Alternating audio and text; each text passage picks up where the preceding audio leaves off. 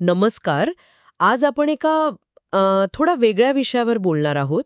Olga Khajan यांचं एक पुस्तक आहे, विलक्षणतेची ताकद. Weird, the power of being an outsider in an insider world. आणि त्यातले काही म्हणजे महत्वाचे विचार आपण आज बघणार आहोत. हो, नमस्कार. विषय खरंच खूप इंटरेस्टिंग आहे. म्हणजे समाजात वेगळं असणं किंवा बाहेरचं असणं यात नक्की काय ताकद असू शकते? कमजोरी तर नाही ना? बरोबर. आणि याचंच आपण आज विश्लेषण करणार आहोत, नाही का? नक्कीच. खजान यांच्या पुस्तकातला मूळ विचारच हा आहे की वेगळं असणं म्हणजे फक्त काय म्हणतात त्याला दिसणं किंवा वागणं नाही, तर ती एक विचार करण्याची पद्धत आहे. जगाकडे बघण्याचा एक वेगळा अँगल आहे. आणि लेखिकेचा स्वतःचा अनुभव पण आहे यात, बरोबर? हो, अगदी. त्यांचं कुटुंब रशियन होतं आणि त्या अमेरिकेत एका लहान शहरात वाढल्या. त्यामुळे भाषा, खाण्याच्या सवयी, कपडे या सगळ्यामुळे त्यांना लहानपणी खूप वेगळं वाटायचं. सुरुवातीला त्रास झाला अर्थातच, पण नंतर त्यांनी ठरवलं की हे वेगळेपणच आपली ओळख आहे आणि त्यांनी ते स्वीकारलं. वा, म्हणजे अनुभवातून आलेलं शहाणपण आहे हे. आणि हे वेगळेपण येतं कुठून? म्हणजे अनेक गोष्टींमधून येऊ शकतं, नाही का? अगदी. संस्कृती वेगळी असू शकते, कौटुंबिक पार्श्वभूमी, जातीय ओळख किंवा अगदी आवडीनिवडी. एखाद्याचं व्यक्तिमत्व समजा कुणी अंतर्मुख असेल तर तेही इतरांपेक्षा वेगळं ठरतं. खरंय. कधीकधी आपल्याला कळतही नाही की आपण वेगळे आहोत. बरोबर. पण गंमत अशी आहे की समाज म्हणजे आपल्या आजूबाजूचे लोक आपल्याला सतत फिट इन व्हायला सांगतात. हो, इतरांसारखं वागा, यांच्यात मिसळून जा. अगदी. शाळेत, कॉलेजमध्ये, कामाच्या ठिकाणी, कुटुंबात सुद्धा. आणि मग त्या मान्यतेसाठी आपण स्वतःला बदलण्याचा प्रयत्न करतो. पण मग त्यात आपण नक्की काय गमावतो? म्हणजे खजान काय म्हणतात याबद्दल? हो, इथेच खरी मेख आहे असं त्या म्हणतात.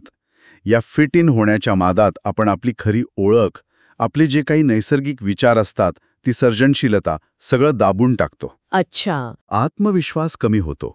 कधीकधी स्वतःची लाज वाटायला लागते. अनेकांची जी मूळ चमक असते ना, ती विझून जाते आत.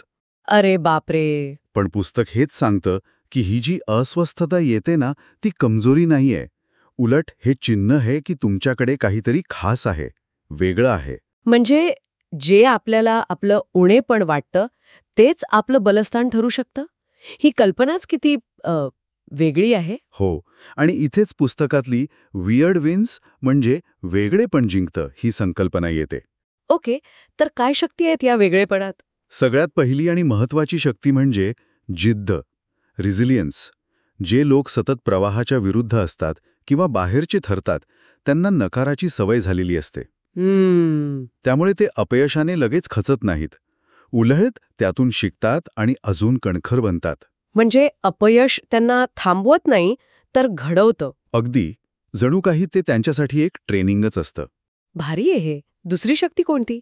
दुसरी शक्ती आहे सर्जनशील विचार, क्रिएटिव्हिटी. जेव्हा तुम्ही जगाकडे नेहमीच्या चौकटीतून बघत नाही, तेव्हा तुम्हाला असे प्रश्न पडतात जे इतरांना पडत नाहीत. तुम्हाला नव्या कल्पना सुचतात, वेगळे मार्ग दिसतात. हो, म्हणजे अगदी out of the box thinking. बरोबर. आजचे कितीतरी मोठे शोध, कलाकृती याच चौकटी बाहेरच्या विचारातून आलेले आहेत. आणि तिसरा मुद्दा? तिसरा आहे वेगळा दृष्टिकोन, पर्स्पेक्टिव्ह. बाहेरचे म्हणून जे अनुभव येतात त्यामुळे सहानुभूती वाढते. ज्यांनी स्वतः कधीतरी वेगळेपण अनुभवलंय त्यांना दुसऱ्याच्या अडचणी अधिक चांगल्या कळू शकतात. हां, हे महत्वाचं आहे. आणि चौथी शक्ती म्हणजे धाडस, बोल्डनेस. धाडस? कसलं धाडस? स्वतःच्या वेगळेपणावर विश्वास ठेवून त्यासाठी कुणाची माफी न मागता स्वतःला ठामपणे मांडण्याचं धाडस. पण हे धाडस येणं सोपं नसतं नक्कीच. नाही, लगेच नाही येत. पण त्यासाठी काही गोष्टी करता येतात. जसं की नकार आला की त्याला वैयक्तिक हल्ला न मानता एक फिल्टर समजायचं. फिल्टर म्हणजे? म्हणजे तो नकार तुम्हाला अयोग्य लोकांपासून किंवा चुकीच्या मार्गांपासून वाचवतोय असं बघायचं. अच्छा, हा दृष्टिकोन चांगला आहे. आणखी एक मार्ग म्हणजे आपली कौशल्य इतकी वाढवायची की लोकांना तुमच्या वेगळेपणाकडे दुर्लक्ष करताच येऊ नये. हो, म्हणजे कामातून स्वतःला सिद्ध करायचं. बरोबर. कामात किंवा कलेत तुम्ही इतके प्रवीण झालात की मग तुमचा वेगळेपणा हीच तुमची शैली म्हणून ओळखली जाते. आणि अजून एक महत्वाचा मुद्दा असेल, आपल्यासारखे लोक शोधणं. अगदी बरोबर. समविचारी, तुम्हाला जसे आहात तसे स्वीकारणारे मित्र, मार्गदर्शक, सहकारी शोधणं. त्यांच्यासोबत तुम्हाला मुखवटा घालावा लागत नाही. तुमची खरी ऊर्जा मग स्वतःला खुलवण्यात वापरली जाते. स्वतःला लपवण्यात नाही. आणि हो, स्वतःची कहाणी स्वतः सांगणं.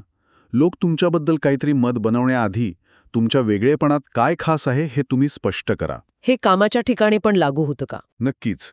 कंपन्यांमध्ये किंवा टीममध्ये सुद्धा वेगळा विचार करणारे लोक खूप महत्त्वाचे ठरतात. तेच तर नवे प्रश्न विचारतात, जुन्या चालून आलेल्या पद्धतींना आव्हान देतात. हो, नाही तर सगळं एकाच पठडीत चालत राहतं. आणि अनेकदा शांत वाटणारे, अंतर्मुख लोक उत्तम ऐकणारे असतात किंवा समस्या सोडवण्यात जास्त क्रिएटिव्ह असतात. हे गुण तर व्यावसायिक जगात खूप मोलाचे आहेत. म्हणजे फक्त वैयक्तिक नाही तर व्यावसायिक पातळीवरही वेगळेपण फायद्याचं ठरू शकतं. निश्चितच.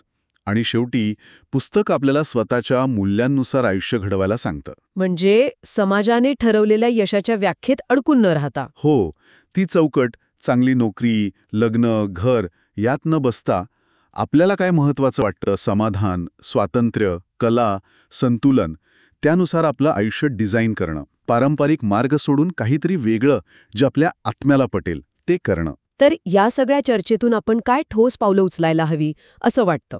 पहिली गोष्ट, स्वतःमधल्या वेगळेपणाची नोंद घ्या. त्यातली ताकद ओळखा आणि शक्य असेल तर लिहून काढा. उदाहरण, मी शांत आहे त्यामुळे खोल विचार करू शकते. किंवा मला पटकन रुळलेले मार्ग आवडत नाहीत म्हणून मी नवे उपाय शोधू शकतो. स्वतःची ताकद ओळखणं. दुसरी गोष्ट, शक्य असल्यास निदान 1 आठवडाभर तरी कोड स्विचिंग थांबवून बघा. कोड स्विचिंग म्हणजे परिस्थितीनुसार स्वतःला बदलून वागणं. ऑफिसमध्ये वेगळं, घरी वेगळं, मित्रांसोबत वेगळं. हे थांबवून आपल्या मूळ स्वभावात वावरण्याचा प्रयत्न करा. बघा कसं वाटतंय. इंटरेस्टिंग प्रयोग आहे हा. आणि तिसरं म्हणजे जे लोक चौकटीबाहेर जाऊन यशस्वी झाले आहेत, लेखक, कलाकार, उद्योजक, त्यांच्याकडून प्रेरणा घ्या. त्यांच्या कथा वाचा, त्यांचे अनुभव समजून घ्या. बरोबर. आणि एक गोष्ट लक्षात ठेवायला हवी की जग ज्यांनी बदललं ना, ते लोक सहसा वेगळेच होते. त्यांनीच क्रांती घडवली, नवे शोध लावले, नवे मार्ग दाखवले. म्हणजे वेगळेपणा ही कमजोरी नाहीच, उलट ती एक शक्ती आहे. अगदी. त्यामुळे आपल्यातल्या त्या वेगळेपणाला फक्त सहन करू नका, त्याचा स्वीकार करा, अभिमान बाळगा आणि ती शक्ती वापरा. नक्कीच. जगाला तुमच्यासारख्या वेगळ्या विचारांची, वेगळ्या दृष्टिकोनांची खूप गरज आहे. आणि जाता जाता एक विचार सोडून जातीये. विचार करा, जर जगातले सगळेच जण अगदी नॉर्मल म्हणजे चौकटीत बसणारे असते, तर जग आज जिथे आहे तिथे असतं का? कोणते शोध लागले असते? कोणती क्रांती झाली असती? विचार करण्यासारखा प्रश्न आहे, नाही का?